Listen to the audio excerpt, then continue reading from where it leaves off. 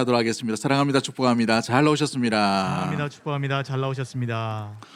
오늘 본문의 말씀을 통해서 감사의 이유를 찾으라, 감사의 이유를 찾으라라는 제목으로 말씀을 나누도록 하겠습니다. 오늘이 6.25가 발발된 지 73주년을 맞이하고 있습니다.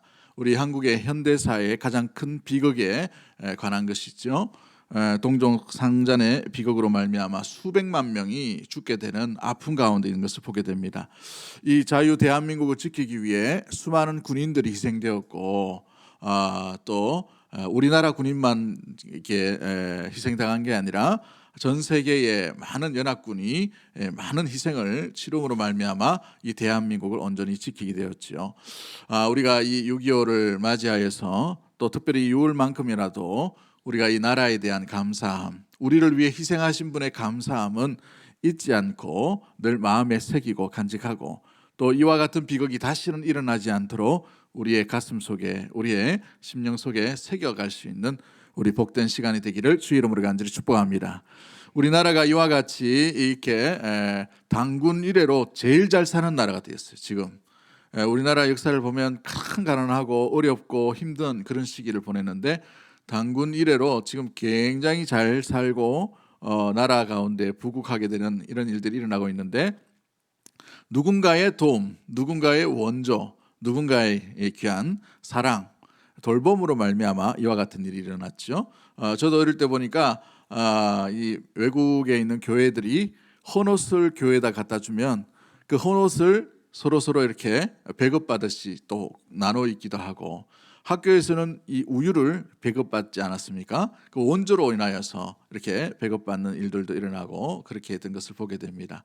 우리 역시도 마찬가지. 우리가 이 자리에 있는 것, 우리가 이 자리에 앉아서 예배 드린 것 이 자체도 누군가의 돌봄, 누군가의 배려, 누군가의 사랑, 누군가의 기다림, 누군가에게 온전한 그 사랑을 받았기 때문에 저와 여러분이 이 자리에 이렇게 건강하게 앉아서 주님 앞에 예배 드리고 있는 것인 줄 믿습니다. 우리 이 감사절을 한 주 앞두고 무엇보다 우리 마음 가운데 이 우리에게 있는 이 감사가 어떠한 건지 감사의 이유를 찾고 발견할 수 있는 우리 모든 가족들이 되었으면 좋겠어요. 탈무드에 보면 이런 말이 있습니다. 아이에게 말을 가르칠 때에 혓바닥에 감사합니다라는 말을 버릇으로 드리기 전에는 아무 말도 배우게 하지 말라라는 말이 있어요. 무엇부터 가르치라는 말입니까? 감사합니다. 누구에게 대한 감사일까요? 하나님께 대한 감사이겠죠. 이 감사의 말이 익숙하지 않는다면 어떤 말도 배우지 않도록 하라. 먼저 하나님 앞에 감사하라라는 말이 입술 가운데 새겨질 수 있도록 하라는 것이죠. 정상에서 만납시다라는 책을 썼던 지그 지글러라는 분이 있는데, 나는 감사할 줄 모르면서 행복한 사람을 한 번도 보지 못했다라고 이렇게 이 책에 저술하고 있습니다. 감사할 줄 모르면서 행복한 사람을 이 땅 가운데 본 적이 없다는 거예요. 감사하는 사람이 뭐 하는 사람이란 말입니까? 행복한 사람이다라는 것을 표현해 주고 있죠. 이 책에 보면 감사로 행복에 이르는 여러 가지 길을 몇 가지 소개하고 있습니다. 첫 번째가 뭐냐면 큰 것에 감동하고 놀라기보다는 아주 사소한 것에서부터 감사하는 것을 발견하라라고 되어 있어요. 한번 따라하겠습니다. 감사는 발견입니다. 그래요. 이 감사를 어떤 관점으로 바라보느냐, 마음과 심령과 우리 삶의 주위를 어떻게 바라보느냐에 따라서 감사를 발견할 수 있는 사람이 있는 반면에 원망과 불평과 불편함과 두려움과 근심과 걱정을 발견하는 사람도 있을 거예요. 여러분은 무엇을 발견하려고 하십니까? 우리 인생에 주님이 함께 하신 흔적을 발견할 수 있는 우리 믿음의 모든 가족들이 되기를 주의 이름으로 간절히 축복합니다. 그래서 감사는 뭐냐 하면 발견하는 거예요. 한번 따라하겠습니다. 감사는 발견하는 겁니다. 감사는 찾는 것입니다. 기도만 찾고 구하는 것이 아니라 감사도 찾고 구하고 발견하는 것입니다. 여러분, 우리 삶 가운데에 우리 인생과 우리 자녀들과 우리 주위를 모든 것들 바라볼 때에 감사의 돋보기로, 감사의 현미경으로 이 감사의 내용과 감사의 대상과 감사의 모습들과 감사의 일들을 이렇게 세심하게 찾을 수 있는 우리 모든 가족들이 되기를 주의 이름으로 간절히 축복합니다. 그래서 이 감사로 행복에 이르는 몇 가지 가운데에서 가장 중요한 게 뭐냐 하면 감사는 발견하는 것이다라고 이렇게 얘기하는 것이죠. 이 6월 마지막 주를 맞이하여서 1월부터 6월까지 우리가 손바쁘게 달려왔던 것을 보게 됩니다. 열심히 살아왔을 거예요. 어떤 분은 참 지칠만도 하고 여러 가지 일들 가운데 수고하며 애쓰며 달려왔을 것입니다. 이 달려온 가운데 잠시 우리 자신을 돌아보고 우리가 왜 이렇게 달려오게 되었는지, 여기까지 인도하게 된, 여기까지 이르게 된 그 일들 가운데에서 하나님 앞에 그 감사의 내용들, 그 사건들, 그 일들을 하나씩 되짚어 보며 주께 마땅히 감사할 이유를 찾아서 주께 영광 돌릴 수 있는 우리 모든 가족들이 되기를 주의 이름으로 간절히 축복합니다. 이 힘든 세상에서 살면서 감사와 찬양이 넘치는 삶을 어떻게 살 수 있을까? 오늘 본문의 사도 바울을 통해서 우리가 감사의 이유를 사도 바울이 찾았던 것들을 통해서 우리 역시도 사도 바울이 찾았던 그 감사의 그 시각처럼 우리의 삶 가운데도 이 감사의 제목들을 찾기를 원해요. 첫 번째, 우리 사도 바울이 찾았던 이 감사의 내용은 무엇입니까? 13절 말씀 우리 한번 읽어볼까요? 13절 말씀 같이 봅니다. 시작. 내가 전에는 비방자요 박해자요 폭행자였으나 도리어 긍휼을 입은 것은 내가 믿지 아니할 때에 알지 못하고 행하였음이라. 아멘. 감사의 이 하나님 앞에 감사하는 이유, 이 바울에게서도 찾아볼 수 있는 첫 번째 이유가 무엇입니까? 자기의 과거를 묻지 아니하고 하나님의 자녀로 삼아 주셨다는 사실이죠. 여러분, 사도 바울은 예수 믿는 사람을 찾아서 죽이려고 했던 정서를 가지고 나갔던 사람입니다. 또 예수님을 믿는 제자들 중에 특별히 스데반을 죽일 때에 증인으로 섰던 사람이에요. 그래서 오늘 본문에도 뭐라고 되어 있습니까? 13절 말씀에 비방자요 박해자요 또 폭행자였다라고 되어 있어요. 살인에 직접 가담한 사람이 누구냐면 이 바로 사울이란 이 바울이었다는 사실이죠. 여러분, 이 스데반이 순교할 때에 그 앞에서 증인으로 섰던 사람이 청년 사울이었습니다. 그러므로 이 사람은 살인 동조자이죠.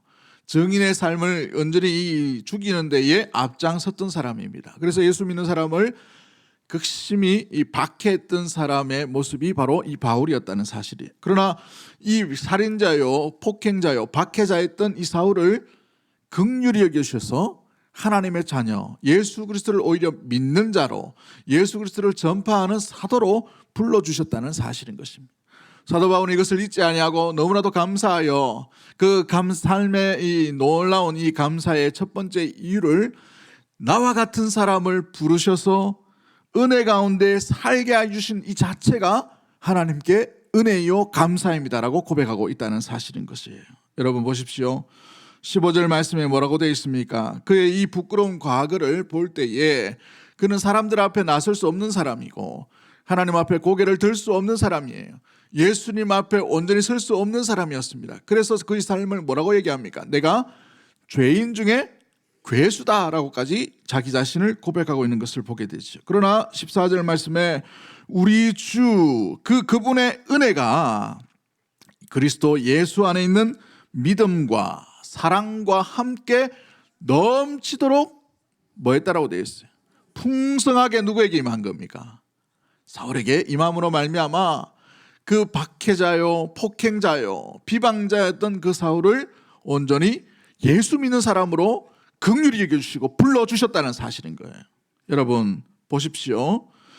전혀 예수님을 어울릴 수가 없는 사람을 주님이 데려다가 예수 믿는 사람으로 만들어주셨다는 사실이 전적인 은혜요 일방적인 그런 선물을 하나님이 그 사울에게 주셨다는 사실인 것이죠. 그래서 사울은 이 놀라운 이 일들 가운데 잊지 아니하고 가장 먼저 감사한 게 뭐냐? 나 같은 사람을 불러주신 거, 나 같은 죄인을 불러주신 거, 나 같은 골수분자를 불러주신 그 하나님의 은혜를 한순간도 잊지 않았다는 사실인 거예요. 감사는 발견하는 것이라고 말씀드렸죠. 그는 그 감사의 시작이 나 같은 죄수와 같은 죄인 중에 괴수와 같은 나를 불러주시고 하나님의 자녀로 삼아주심에 대해서 그 이유를 잊지 않음으로 말미암아 감사의 이유를 찾아 주님 앞에 감사하고 있는 것을 보게 됩니다. 사랑하는 성도 여러분, 우리는 어떻습니까? 우리가 예수 믿기 전에 우리의 모습은 어떨까요? 우리 역시도 사울과 별반 다를 바가 없는 모습들입니다. 왜냐하면 우리는 다 죄의 본질적인 그 문제 가운데에 각자 소견에 옳은 대로 행함으로 말미암아 사망과 죽음으로 갈 수밖에 없는 존재이기 때문에 그런 것이지요. 본질상 죄악의 자녀예요. 그러므로 말미암아 하나님과 멀어질 수밖에 없는 길 가운데 일방적으로 주님이 우리 가운데 찾아오시고 방문하여 주시고 만나 주시고 붙들어 주심으로 말미암아 일방적으로 우리에게 은혜를 주심으로 우리가 예수 그리스도를 믿는 자가 됐다는 사실이에요. 여러분 어떻게 해서 예수 그리스도를 믿게 되는지 몰라요. 여러분들이 모태 신앙일 수도 있고 할아버지 신앙을 물려받은 사람도 있을 것이고 누군가는 전도해주고 누군가는 찾아와주고 누군가는 복음을 전해서 여러분 이 자리에 있는 사람도 있을 것입니다. 우리 주님께서 나 같은 사람도 주님께서 사용하여 주시고 불러주시고 구원하여 주시기 위해 예수 그리스도 하나님의 아들을 십자가에 못 박히시며 희생까지 하시면서까지도 우리를 사랑해 주신 그 사랑 때문에 저와 여러분이 이 자리에 있다는 사실을 잊지 않는 우리 믿음의 모든 가족들 되기를 주의 이름으로 간절히 축복합니다. 그러기에 우리의 삶 가운데 큰 기적들, 우리가 큰 거부가 되지 않나 하더라도 이 땅 가운데 가장 큰 기적 중에 기적은 뭐냐? 내가 예수 믿는 거예요. 여러분, 내가 예수. 저 목사 예수 믿는 건 뭐가 뭐 달라가지고 제가 아니고 여러분 자신이 예수 믿는 것 자체가 기적인 거예요. 여러분 가슴에 손을 한번 딱 얹어 보십시오. 내가 보니 한번 따라하겠습니다. 내가 보니 내가 제일 기적이네. 내가 제일 기적이네. 내가 예수 믿다니. 내가 예수 믿. 나 같은 사람도 예수 믿다니. 여러분 이게 놀라운 기적인 줄 믿습니다. 나 같은 사람에게도 주님이 찾아오셔서 예수 그리스도를 믿게 해주시는 놀란 그 은혜, 그 선물을 우리가 받았다는 사실인 거예요.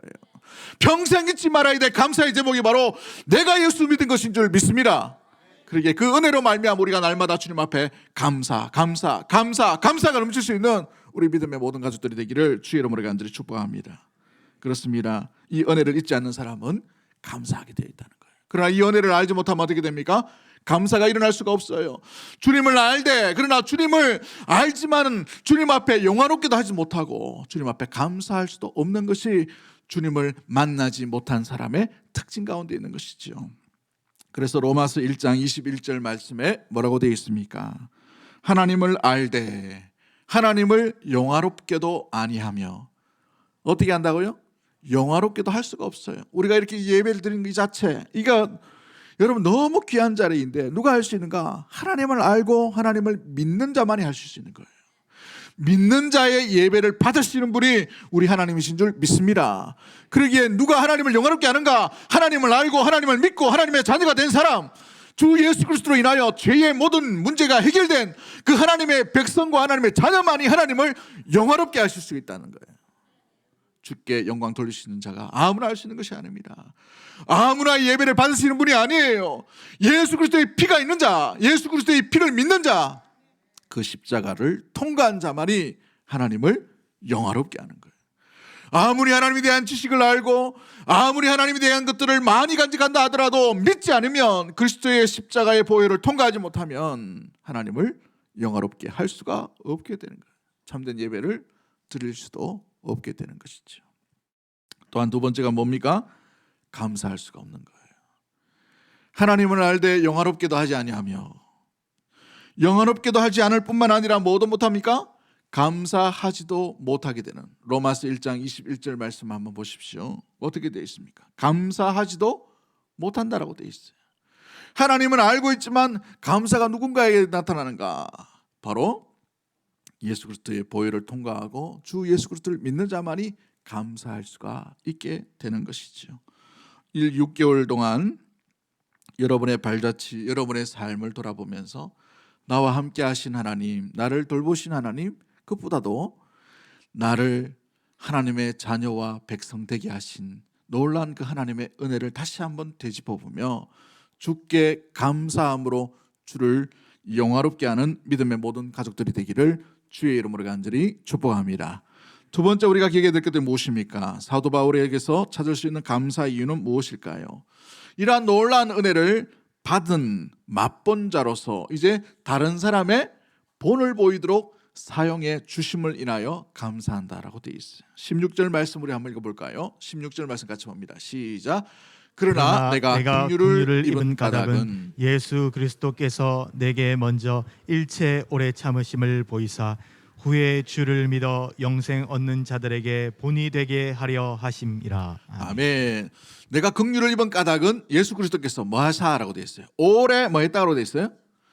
오래 참으사 내게 먼저 일체 오래 참으사 한없이 참으심으로 말미암아 참으시고 난 뒤에 어떻게 됐단 말이에요. 후에 그 참으신 이유가 뭐죠? 주를 믿어 영생을 얻는 자들에게 뭐 하기 위해서? 본이 되기 위해서. 이게 뭔 이야기합니까? 나도 믿었다는 거예요. 나도 주님께서 오래 참았다는 거죠. 이 나도가 누구예요? 바울이죠. 바울이 어떤 사람이기 때문에 예수 그리스도를 믿는 자를 죽이려고 정서를 들고 돌아다녔던 사람, 헛된 열심에 있던 사람이죠.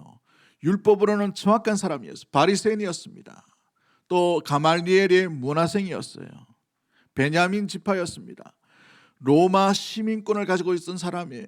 모든 외모가 완벽했던 사람이에요. 모든 것들이 완벽했다는 말이에요. 갖출 거 다 갖췄다는 말이죠. 여러분 스펙이 쌓을 만큼 쌓았다는 것은 뭘 얘기할까요?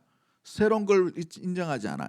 새로운 것을 받아들일 수가 없어요. 왜냐하면 자기 게 최고인데 뭘 새로운 걸 받아들이겠습니까? 완전하고 온고하고 또 뭐예요? 모든 삶 가운데 철저한 사람이 바로 이 바울이었다는 겁니다. 여러분 바울이 바리새인이라 해가지고 우리가 바리새인을 무시한다라고 생각될 수 있어요. 종종 보면은 예수님이 자꾸 바리새인을 이렇게 비판하기도 하고 뭐 이렇게 말씀을 하시기 때문에 우리가 바리새인을 얕보고 어찌 보면은 무시할 수도 있는 것을 보게 되는데 여러분 바리새인은 그런 사람이 아니에요. 왜 바리새인을 자꾸 예수님께서 했을까? 너무 철저하다 보니 들어갈 틈이 없는 거예요. 새로운 복음 이 뭐예요? 예수 그리스도께서 오심으로 말미암아 자유의 복음을 선포했는데도 불구하고 자유에 나아가지 못하고 을매임의 고통 가운데 자유를 상실해버리고 뺏겨버린 그 사람들이 바리새인이기 때문에 예수님께서 진리가 너희를 자유케 하리라 하시면서 그 말씀 가운데에 자유함을 주셨다는 사실이에요. 근데 바리새인은요 철저한 사람이었어요. 율법에 대해서 완벽하리 만큼 지키려고 노력했던 사람이란 말이죠. 금식도 일주일에 3번씩 이상 합니다. 무엇보다 헌금도 많이 해요. 구제도 많이 합니다. 봉사도 철저하게 합니다. 많은 사람들의 손가락 받을 만한 그런 행동을 하지 않아요. 철저한 사람이. 그런데 우리가 종종 하다 보니 이 바리새인에 대한 것들을 합니다. 그러나 사도 바울은 그 바리새인 중에 바리새인이었다라고 되어 있어요. 예수 그리스도의 복음이라고 생각할 수 없는 부분들을 이야기하고 있죠. 나중에 우리가 오후 예배 때에 바리새인들 또 서기관들 또 이 사두개인들이 뭔지를 다시 한번 우리가 꼼꼼하게 한번 말씀을 통해서 또 강의식으로 한번 나눴으면 좋겠어요. 그 시대 간 배경들, 이 바리새라는 말은 세속에 물든 사람들이 전부 다 그 길로 흘러갈 때에 우리는 그렇게 살지 않겠노라고 결단하고 결심하고 분리된 자 이름이 바리새입니다. 분리한다. 이게 이 바리새의 뜻이에요. 그만큼 자기 삶을 철저하게 살았던 사람이란 말이죠. 이 뭘 얘기합니까? 변하지 않는 사람이에요. 바뀐 것을 싫어하는 사람이에요. 자기 것을 지키기 위해 목숨보다도 더 이렇게 철저했던 사람이 바울이었다는 사실. 그 바울도 뭐 했다는 말이에요? 그리스도께서 일철 오래 참음으로 말미암아 예수 그리스도를 믿게 해주셨다는 겁니다. 그로 말미암아 어떤 일들을 한다고요? 16절 말씀에 후에 주를 믿어 영생 얻는 자에게 뭐가 되게 하기 위해서요? 본이 되기 위해서. 어떤 본일까요? 나 같은 사람도 믿는다는 거예요. 나 같은 사람에게도 주님이 찾아오셨다는 거예요. 나 같은 사람도 오래 참으셨다는 거예요. 나 같은 사람도 구원하시기 위해 십자가에 달려주신 그 주님이라는 거예요. 여러분 사람은 잘 바뀌지 않는 것을 보게 됩니다. 여러분이 만난 사람들 중에 잘 바뀌는 사람 봤어요? 변덕이 심한 사람 봤겠지만 사람이 건강하게 좀 잘 이렇게 바뀌는 사람 있어요 없어요? 잘 찾아보기 힘들어요. 그죠? 직장에 가도 마찬가지고 꼭 그런 사람이 있고, 그죠? 사회생활을 하다 보면 꼭 그런 사람이 있고, 집안이 한 10명 이상 넘어가면 꼭 그런 사람을 만날 때가 있단 말이죠. 예수님의 제자도 12명 중에 한 명은 배반자였습니다. 그와 같이 마찬가지죠. 7명의 이 안수 집사를 그 우리 초대교회에 세웠는데 한 명은 어떤 사람이에요? 니골라죠. 니골라가 뭐예요? 진리에서 벗어나 버린 그런 사람이 한 명 발견되는 것을 보게 됩니다. 사람들 사이에서 이와 같은 일들이 변하지 않는 일들이 일어날 수가 있단 말이에요. 여러분, 그러나 중요한 것이 무엇입니까? 사도 바울도 변화시키신 분이 누군가요? 우리 주님이 나를 오래 참음으로 말미암아 변화시켜 주셨기에 그 바뀌지 않는 사람도 주님이 만나 주시기만 하면 어떻게 된다는 말이에요? 바뀐다는 말이죠. 예수 그리스도의 사람으로 온전히 변화되게 되어 있다는 사실이죠. 여러분, 복음서에 보면 탕자의 비유가 나오죠. 이 두 번째 아들 보십시오. 얼마나 배은만덕한 아들입니까? 아버지가 살아있는데 아버지 보고 유산 남겨달라고, 물려달라고, 나누어달라고 해서 그 재산을 가지고 좋은 일에 쓰면 참 얼마나 좋을까요? 아버지가 든든하게 미리 물려준 게 너무나도 다행이네 라고 생각했겠지만 그렇지 않아요. 허랑방탕한 데 써버립니다. 돈을 다 써버려요. 그러다 보니 이 사람을 돕기 위해 나서는 사람이 아무도 없는 것을 보게 되죠. 배가 너무 고파서 뭘 먹으려고 이렇게 나가죠. 돼지우리에 쥐염 열매를 먹으려고 들어갑니다. 여러분, 이스라엘 쪽에 가시면 쥐염 열매라고 이렇게 있는데 길쭉하게 된 이 열매 잎에 콩 비슷한 게 안에 들어가 있어요. 저도 하나 따가지고 하나 먹어보니까 못 먹겠더라고. 진짜 삶아가지고 그 사람이 못 먹는 거예요. 사람이 못 먹는 거. 근데 그것조차도 줄 사람이 있다 없다? 없게 되는 일들이 일어나게 되죠. 그럴 때 이 아들이, 둘째 아들이 어디로 갑니까? 아버지의 집으로. 먹을 것이 많고 아버지가 있다는 것을 알고 아버지께로 돌아옵니다. 그럴 때 이 아버지가 어떻게 해요? 우리 같으면 어떤 마음이 들까요? 저 봐라, 저 봐라. 응? 가져가더니만 꽃이다. 뭐 이렇게 생각했겠죠. 그런데 우리 아버지는 어떻게 해요? 상거가 뭔데 달려가서 품에 안고 반지를 끼워줍니다. 아들의 자격을 다시 회복시켜주는 것을 보게 됩니다. 왜 이 비유를 했을까? 우리 하나님의 아버지의 마음이 뭔가를 보여주는 것이죠. 그래서 엄밀하게 따지면 탕자의 비유가 아니라 탕자 아버지의 비유인 거예요. 탕자 아버지의 마음에 대한 이야기입니다. 우리 하나님 아버지의 마음이 어떠한지를 보여주는 것이죠. 절대 변하지 않아. 저 사람은 뭔가 바늘로 살을 찔러도 피가 나오지 않는 사람이라 하더라도 우리 주님의 사랑, 오래 참음의 그 사랑이 그 10년 가운데 찾아오기만 하면, 만나기만 하면 나 같은 바울도 주님이 만나주심으로 말미암아 예수 믿게 되었는데 변하지 않을 사람이 아무도 없음을 보여주는 본으로 만들었다는 사실이죠. 사도 바울은 이방인에게 찾아가서 복음을 전하였습니다. 그 복음을 전할 때 어떤 일들이 일어났겠습니까? 수많은 아픔과 맺맞음과 고통과 죽음의 공포와 받아들이지 못하는 이 어떤 아픔들이 얼마나 많이 있겠어요. 그럼에도 불구하고 인내하고 나갔던 이유가 뭡니까? 나 같은 사람도 불러주셨는데, 나 같은 사람에게도 오래 참으셨는데, 나 같은 살인자도 참아주셨는데, 이 마음이 그 10년 가운데 있었기 때문에 그런 것이죠. 우리 이웃 사람 가운데에 내게 함께 있던 그 사람들을 바라볼 때에 주 예수 그리스도의 시각으로 바라볼 수 있는 눈이 열려지게 되기를 주의 이름으로 간절히 축복합니다. 나는 바라볼 때 저 사람 없었으면 좋겠어. 저 사람 바뀌었으면 좋겠어. 예수님은 뭐 하는지 몰라. 저런 사람 안 만나주고. 이렇게 하더라도 여러분, 우리가 예수 믿기 전에 바로 그런 손가락질을 받았던 사람이라는 사실을 우리는 잊지 말아야 되는 것입니다. 우리 역시 바뀌었다면, 우리 역시 변화되었다면 사도 바울을 변화시킨 그 주님께서 어느 땐가 오래 참음의 그 순간 가운데에 그 10년 가운데 찾아올 때에는 충분히 그 10년이 놀라운 사람으로 변화되게 되는 일들이 일어나게 되는 줄 믿습니다. 그 자기 삶을 돌아볼 때에 주께서 함께 하시는 것이죠. 참고 인내해야 생명을 얻을 수 있다는 사실을 사도 바울이 놓치지 아니함으로 말미암아 그 일에 대해서 감사하고 있다는 사실이죠. 오늘 우리 이 한국교회에 복음이 들어오기까지 수많은 사람들의 희생과 고통과 아픔이 있었습니다. 우리 대구 지역과 부산 지역은 이 6.25 때에 이 침범을 당하지 않았지만 경북 쪽과 이 전라도 지역과 충청도 이 지역은 심각한 타격을 받게 되었어요. 그 중에 많은 교회가 피해를 많이 보게 되었습니다. 어떤 지역은 목사님은 이 전쟁이 끝나면 빨리 교회를 다시 회복시켜야 되기 때문에 지금 피하십시오. 그 교회를 누가 남아서 지키느냐?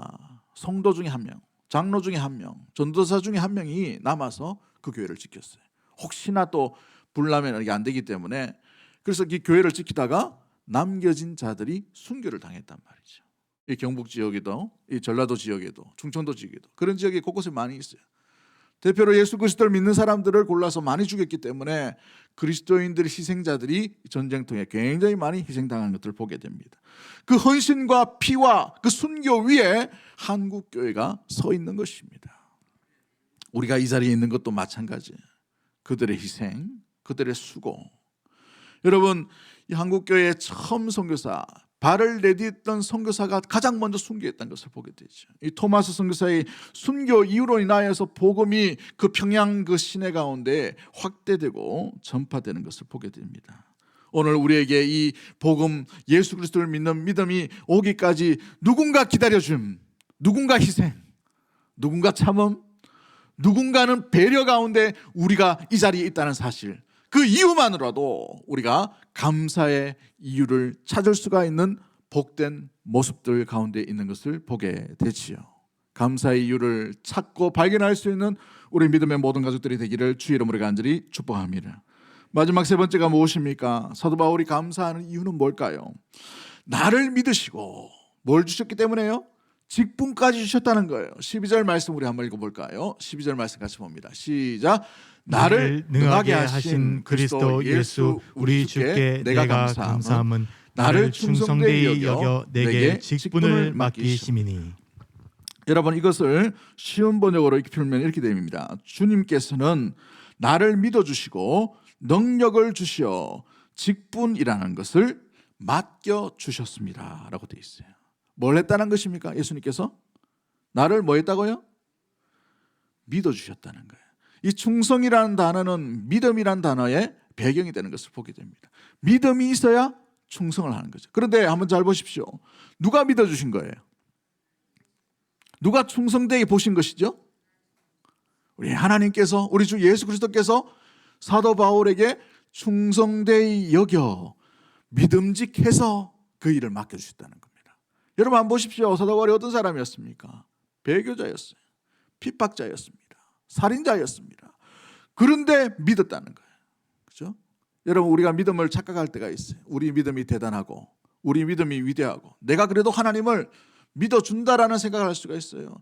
내가 나 정도 되니까 그렇게 믿어주지, 나 정도 되니까 교회 오지, 나 정도 되니까 기도하지, 나 정도 되니까 이거 헌신하지 라고 생각할 수 있는데 착각입니다. 누가 더 믿음이 좋은가? 믿음은요, 하나님으로부터 시작되는 것을 보게 되죠. 하나님께서 우리 성도들을, 하나님께서 믿음의 백성들을, 하나님께서 이 10년 가운데 지원받은 하나님의 형상을 먼저 믿으신다는 사실이에요. 아담과 하와에게 먼저 믿으셨어요. 실수할 줄 알지만 믿으셨기 때문에 동산에서 뛰어놀도록 다 하시고 선악과를 만드셨어요. 그죠? 신뢰를 하셨단 말이에요. 여러분, 노아를 보십시오. 노아를 신뢰하시기 때문에 노아에게 이 구원의 방법이 무언지를 노아에게만 알려주신 것을 보게 되죠. 다 죄악에 관영하는 가운데 노아에게 맡기셨어요. 술 먹고 참 아버지로서의 본을 보이지 못하는 그 사람이잖아요. 얼마나 약한 심령입니까? 그러기에 이 믿음이, 그 출발이 노아에게서부터 시작되는 것이 아니라 하나님으로부터 시작되는 것을 보게 되지요. 우리 믿음을 자랑할 수 없는 이유가 여기에 있습니다. 우리가 얼마나 약합니까? 사람이 자기 혼자 있을 때 자기 내면의 이 갈등이 하루에도 수십 번 바뀐다고 합니다. 갈까 말까, 갈까 말까, 갈까 말까 하다가 먹을까 말까, 먹을까 말까, 먹을까 말까 하다가, 그죠? 좋았다 나빴다, 좋았다 나빴다, 그죠? 예. 어느 날은 너무 좋아 죽고 어느 날은 너무 미워 죽고 다 죽어도 뭐야, 너, 그죠? 예. 우리 내면에 얼마나 많은 이런 연약한 존재입니다. 연약한 존재. 우리 스스로를 믿을 수가 없는 존재입니다. 우리에게서는 믿을 자체를 찾을 수가 없는 모습이에요. 우리 한번 옆에 분 째려보지 마시고 인사합시다. 나를 절대 믿지 마세요. 믿음의 대상이 안 됩니다. 믿음의 대상이 안 돼요. 믿을 수가 없는 존재이죠. 그런데 우리를 어떻게 여기셨다고 되어 있습니까? 충성되이 여기셨어요. 누가 충성되이 여기셨어요?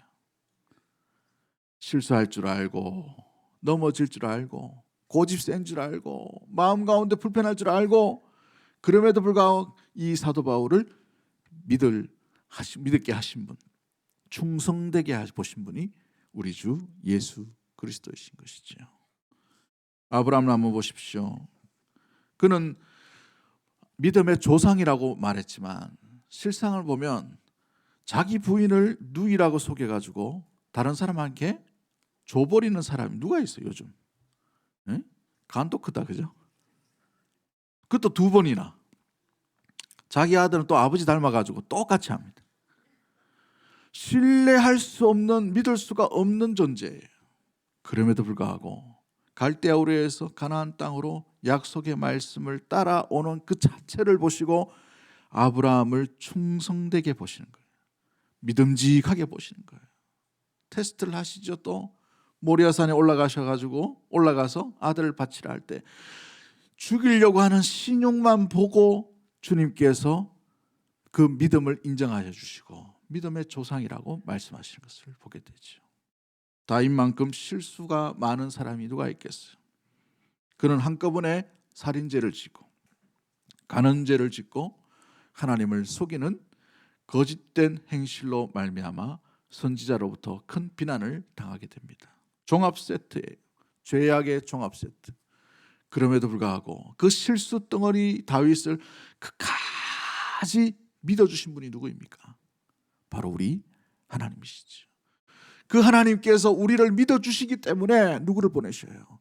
우리 주 예수 그리스도를 보내주셔가지고 우리가 죄가 뭔지, 우리가 이 죄의 결과가 얼마나 무서운지도 알지 못하는 그 상황 가운데 우리 주 예수 그리스도를 십자가에 못 박히기까지 우리를 사랑해 주신 분이, 믿어 주신 분이 우리 하나님이신 줄 믿습니다.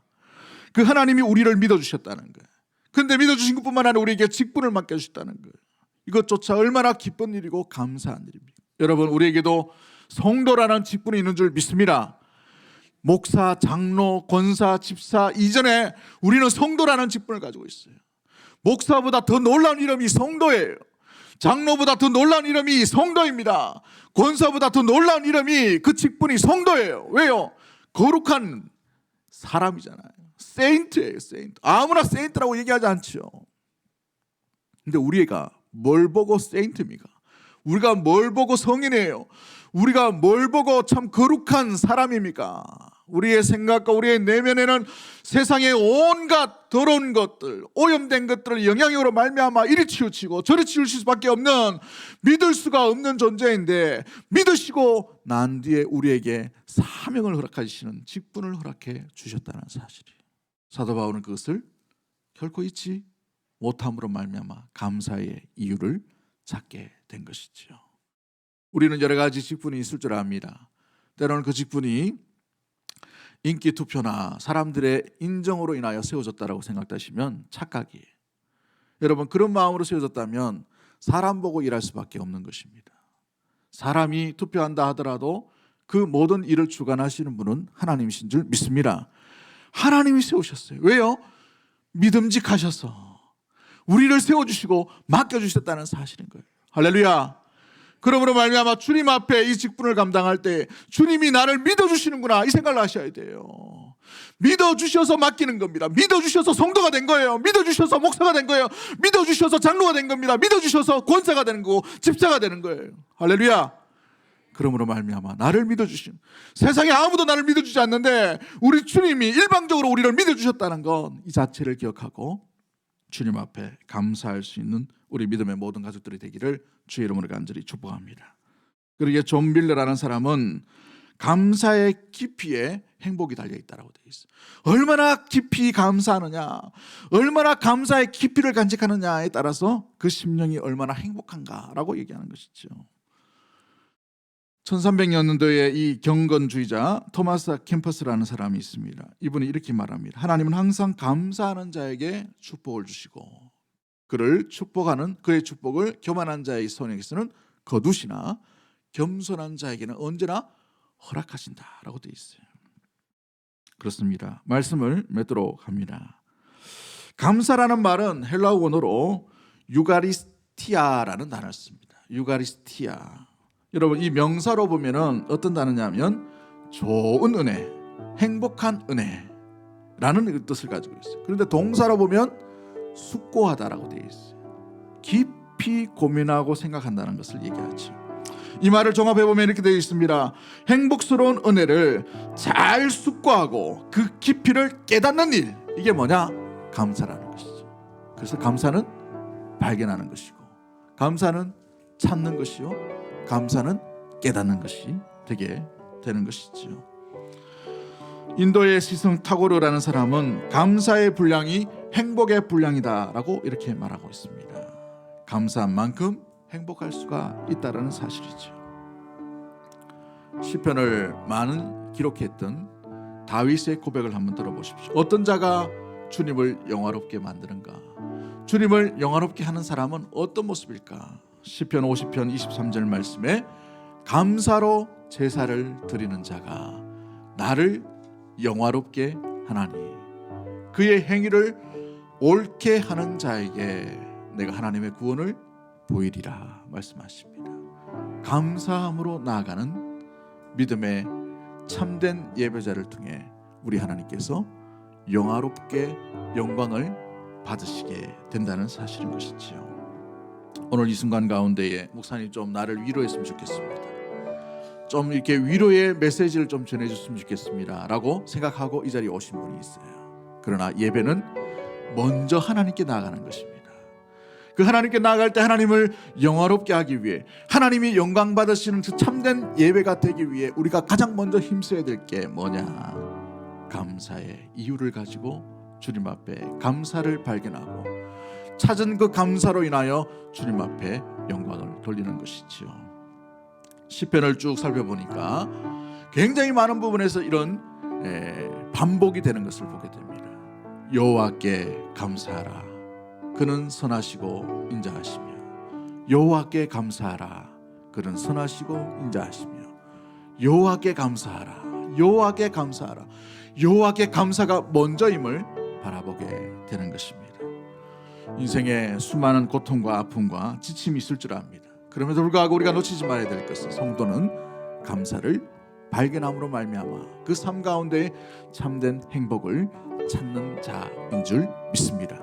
이 6개월 가운데 하나님께서 함께 해주신 그 은혜, 또한 우리가 남겨진 그 인생 가운데에 수많은 돌봄과 또 함께 하심을 기대하며 감사의 이유를 찾고 감사를 발견함으로 말미암아 주께 더 큰 영광 돌릴 수 있는 믿음의 모든 가족들이 되기를 주의 이름으로 간절히 축복합니다. 우리 찬송 28장 찬송